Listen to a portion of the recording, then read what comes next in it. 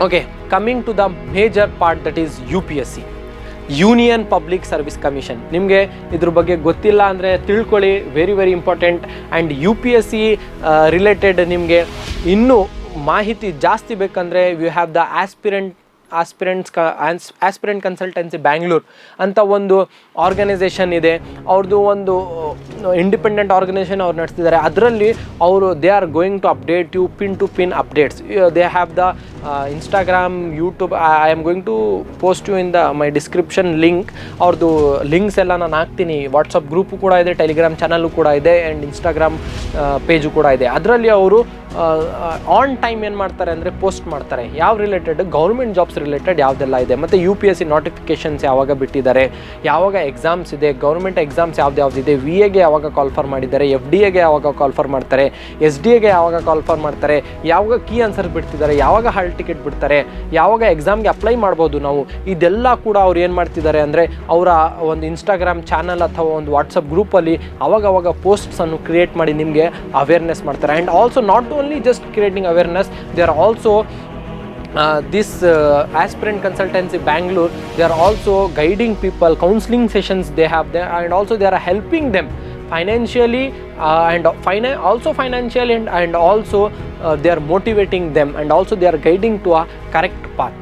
ಅರ್ಥ ಆಗ್ತಿದೆಯಲ್ಲ? ಇನ್ UPSC you have All India Civil Service, that is IAS ನೀವು ಆಗ್ಬೋದು, IPS, that is Indian Police Service, IFOS, that is Indian Forest Service. Then we have the Group A Civil Services, that is IFS, that is Indian Foreign Service.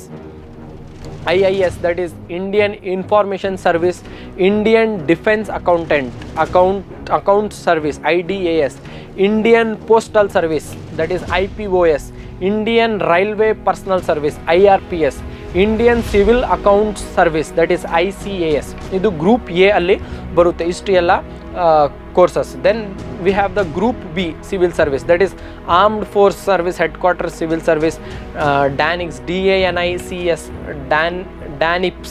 We have Pondicherry Civil Service, we have Pondicherry Police Service also we have. This all comes under the UPSC. So ಇದನ್ನು ಹೇಗೆ ಓದಬೇಕು, ಯಾವ ರೀತಿಯಲ್ಲಿ ಮಾಡಬೇಕು, and for more details, as I said, you can contact the Aspirant Consultancy Bangalore. They are going to guide you in this. And also next we have KPSC.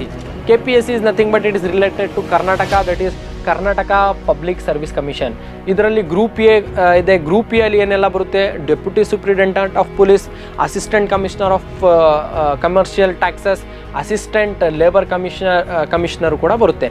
Group B ಅಲ್ಲಿ tahsildar, grade 2, revenue department, commercial tax officer, assistant superintendent, department of prison ಅಲ್ಲಿ deputy superintendent of excise and assistant director, department of food ಅಲ್ಲಿ assistant director of audit and cooperative societies, labour office and labour ಡಿಪಾರ್ಟ್ಮೆಂಟ್ಸಲ್ಲಿ assistant director and department of tourisms ಕೂಡ ನಿಮಗೆ ಬರುತ್ತೆ. So ಇದೆಲ್ಲ ಏನಾಗಿದೆ ನಿಮಗೆ UPSC ಮತ್ತು KPSCಯಲ್ಲಿ ಬರುವಂಥದ್ದು ಆಫರ್ಸ್ ಮತ್ತು ಇದರಲ್ಲಿ ಬರುವಂಥದ್ದು courses.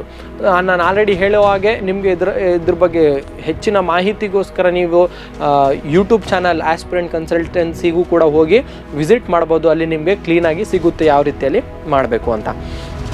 Okay, understood. I hope you have understood till here.